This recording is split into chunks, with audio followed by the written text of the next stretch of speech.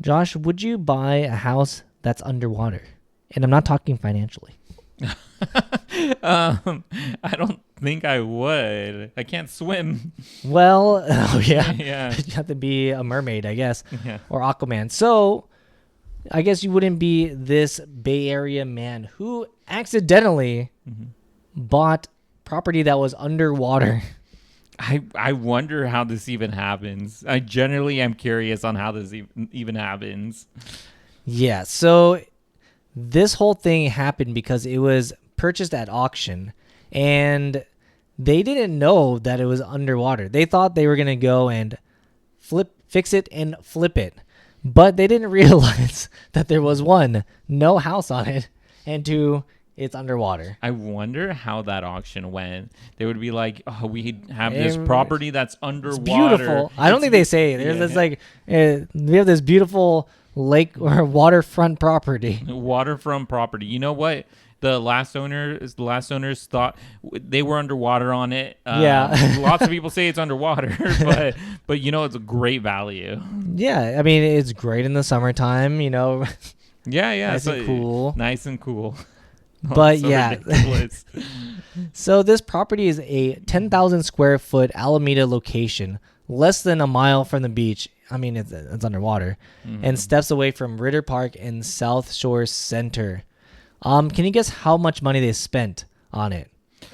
I have to say it had auction maybe over 300,000, over 500,000 for this property. for this property. It was underwater. Well, you didn't know that, I guess. Oh yeah. Someone knew.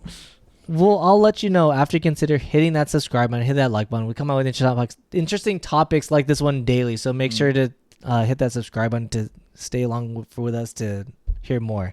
Anyways, so 400K. 400K, yeah. That's crazy. For a lot with no bedrooms and no bathrooms.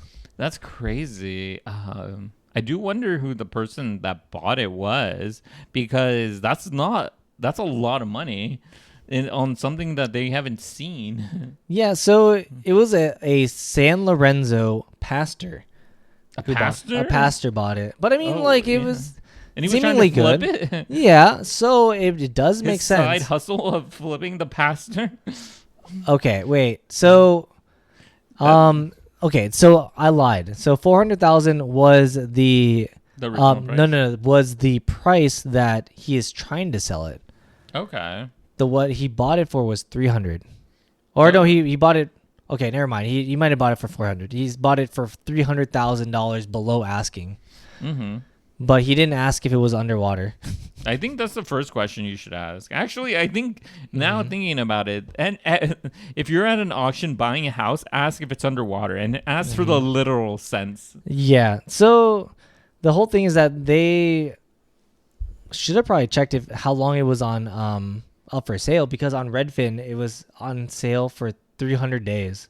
Which is 300 days. Which is a lot. That's a huge red flag in this market, in this economy. Yeah, in this market, people. Surprisingly, the market for housing is still crazy. wild. There's still 3 buyers for every house. Mm-hmm. In Alameda, where this house is, the percent up from last year is 7.6. So 7.6% higher than last year. And houses in this area for median price is 1.3 million. So yeah, the idea for this pastor to go and flip the house and do a little fixer upper. He's like, oh, it's gonna be $1 million house. Yeah, easy, cleared. Yeah, go fix it up, add in some granite countertops. We're good, and it's gonna be great.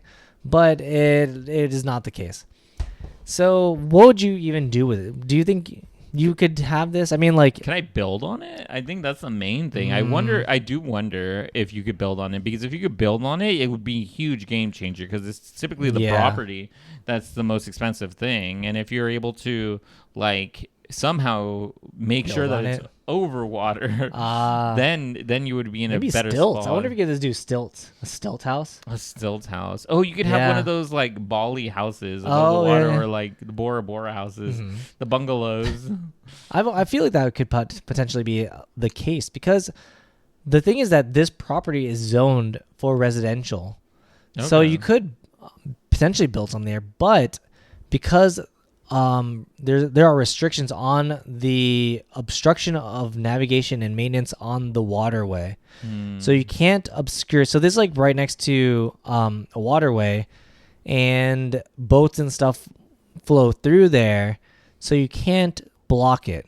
So somehow your house needs to not obstruct the waterway. That's tricky. That is tricky to navigate through then because if it can obstruct it, maybe a house on stilts is the only way. Yeah, because the construction would need to go around any vessel passing and allow for water to flow freely. So maybe bungalow or like those beachfront houses with like stilts. But then I think about it, if it's like kind of like still water, it's mosquitoes and all this other stuff. Yeah, I mean, it's like a little river. I think it's moving, slow but moving. Yeah, okay. But I think so. If you put a beachfront bungalow like stilt house out there, I think someone will buy it.